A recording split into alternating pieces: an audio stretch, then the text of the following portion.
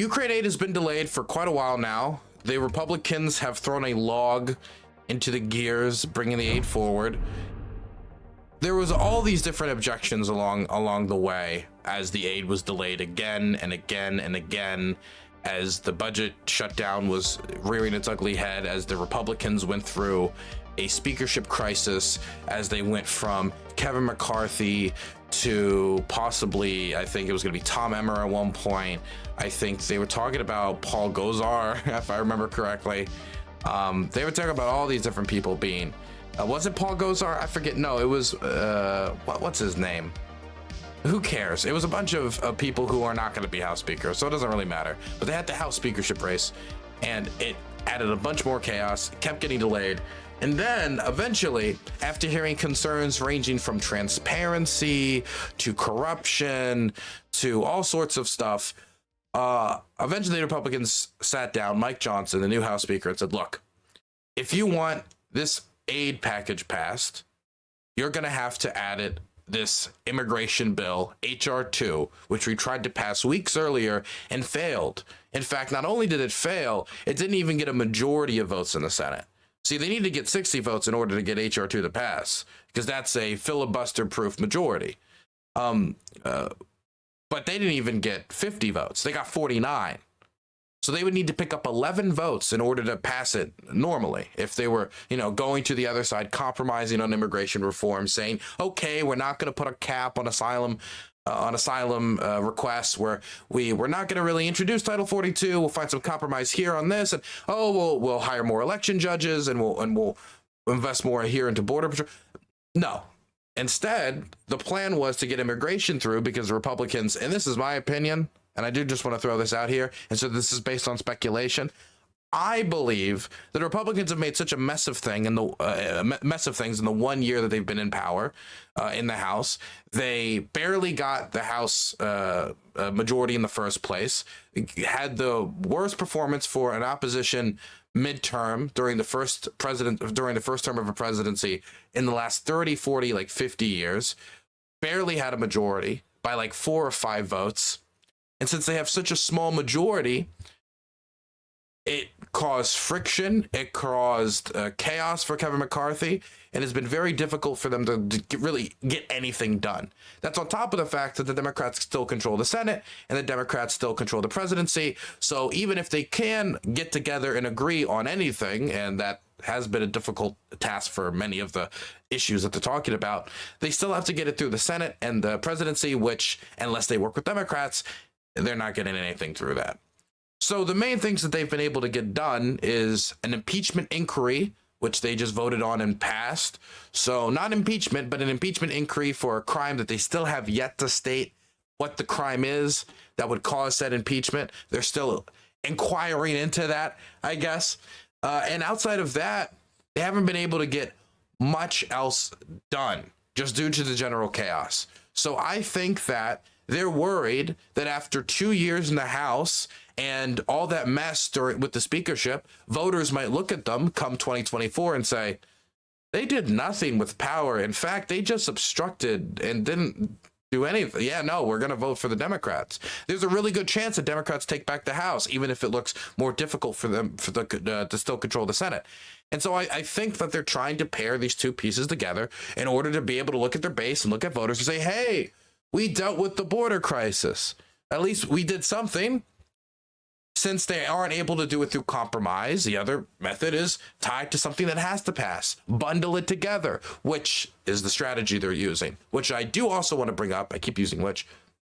I do also want to bring up Mike Johnson, at the beginning of his term as House Speaker, objected to bundling, saying that he didn't want to have all this aid bundled together, that he agreed with Congressman Matt Gaetz, who brought this concern to his attention when he was trying to get Matt Gaetz' support, that he didn't like when different bills were bundled together that had nothing to do with each other.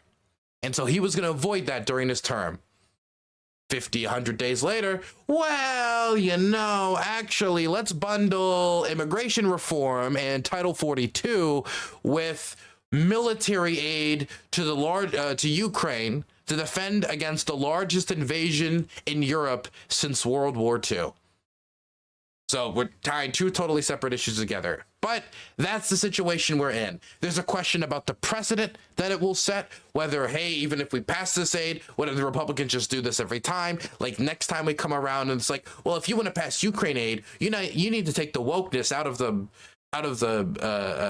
UPS, or you need to take the wokeness out of the postage service. You need to, whatever it could be, just tying two different pieces of completely unrelated legislation together, and eventually they're going to hit on something that they're unable to find compromise with the Democrats, because we do live in a very divided partisan time where it's very difficult to find compromise. Biden's time as a great uniter, he has definitely attempted to at least fulfill that role. How successful he has been in that role divides the country yet again. The irony. But eventually it's going to hit something where they can't find compromise on, where the Republicans say something like, well, you got to end abortion services, or transportation for abortion services for people in states that have banned abortion for service members. There's an issue. It was very important to the football guy. What's his name? The football senator from, I believe, Alabama State, or is it Arkansas State? Who cares? One of the states. One of the flyover states. Coastal elitist talk. Yeah, no, Tommy Tuberville. Tommy Tuberville blocked a bunch of generals and officers over the issue of, after Roe versus Wade was overturned, the federal government was worried that federal government employees were not going to have access to all the same healthcare services. So what they did is they implemented a policy that if you're in a state that doesn't provide abortions or bans it, they will transport you and they will pay for the transportation to another state, so everybody has the same coverage when it comes to reproductive healthcare services. That Tommy Tuberville was not happy with, so instead of introducing a bill to change that policy, he instead said, I'm going to block generals and officers from getting promotions in their jobs and affect the military's readiness in order to block this. So I know that, like, he was the guy who Trump called while January 6th was going on, asking him to stall the Electoral College confirmation. That's true. Tommy Tuberville was the guy that Donald Trump called in order to try to stall the Electoral College confirmation. He did try to do that. What if they end up tying that issue, which Democrats didn't compromise on, and Tommy Tuberville's strategy of trying to block officer nominations largely failed? I think he's only blocking like 10 nominations over it now. Used to be blocking like hundreds. What if they tied that to Ukraine aid, saying, well, these are both, since the border immigration policy is the national defense and Ukraine aid is national defense. I mean, healthcare services for military's national defense. What if they end up tying these two issues? The Biden administration's obviously unwilling to compromise on that. And then, boom, Ukraine aid is sunk. Even if it's still majority popular in the House, in the Senate, and is still supported by the presidency. It could be sunk by this type of partisan politics. And I mean, I don't like to just refer to, oh, it's just so partisan, because things are partisan for good reason on many occasions. But in this instance, it would be them leveraging important funds necessary for Ukraine's defense, leveraging it against totally unrelated policy in order to get political victories. It's totally partisan, and it is putting the interests of the country last and your party first. That's why I don't like it. That's why I don't like it. That's why I don't like that scenario, if that is what ends up playing out from here. But it looks like we all thought that the aid talks were going to end and that they were going to be extended into January. That's what I thought. That's what most analysts thought. I said that there was a chance that it could be extended by another week, but I said the chances was low because we're just not hearing enough rumblings of much progress on talks. Then we got that article from CBS about 2 days ago about possible concessions that the Biden administration was willing to make, saying that they might be able to agree to something similar to the Trump era Title 42. There was talks of possible caps on asylum cases, which I didn't like that. In principle, I'm against that. And even concessions like that, which go much further than what I would be willing to personally stomach if I was in Biden's position. I'm saying that as somebody who is not in Biden's position, of course.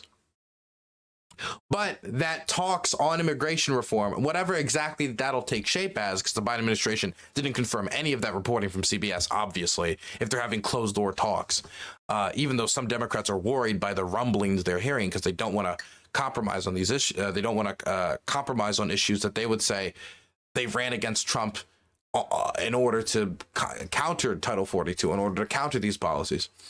But point is, we thought that this aid talk was going to end this week and that we were going to re-enter it next January. That isn't the case. We got some news from Senator Schumer. He went on the Senate floor and announced that the U.S. Senate is going to reopen another week, delay the holidays for the senators and the legislators. Good. You know, get them working a little harder. They need to earn back that respect from the American people. What is the approval rating for Congress right now? 18%. 18%. And they're going to try to work for another week at Capitol Hill in order to try to find some compromise on Ukraine funding and border security. So let me see if I think I have the speech from Senator Schumer here talking about it. Here it is. Here's him announcing. Now, Mr. President, over the last few days, negotiations on a path forward to getting national security supplemental done have made good progress. As I've said, if we believe something is important and urgent, we should stay and get the job done. That is certainly the case with the supplemental. It is important, it is urgent. I spoke with Leader McConnell this morning about the plan for next week and making sure the Senate continues to do our work. So, for the information of all senators, after we finish today, the Senate will return on Monday. That will give negotiators from the White House, Senate Democrats, Senate Republicans, a time to work through the weekend in an effort to reach a framework agreement. It will then take some time to turn that framework into text. To prevent unnecessary delays, I intend to move to reconsider the shell for the supplemental as a vehicle to move an agreement forward. The plan is for the Senate to act as soon as we are ready to move forward on the supplemental. Members need to be here next week. We have to get this done. Our Republican colleagues who have said action on the border is so urgent should have no problem with continuing to work next week. We hope to come to an agreement, but no matter what, members should be aware that we will vote on a supplemental proposal next week. By the way, I was reading some of the Republicans talking about this compromise, and I started to feel that there might be some agreement that could be made. I think probably yesterday during stream when I was reading stuff off of stream about different senators saying that they've heard positive, Republicans saying that they heard positive signs from Biden. And when I hear something like that, it's like that right there means that it seems like there is signals like that are positive for negotiations. Definitely when you're getting that type of positive signals about obviously the opposing president that they all think is the devil, being facetious.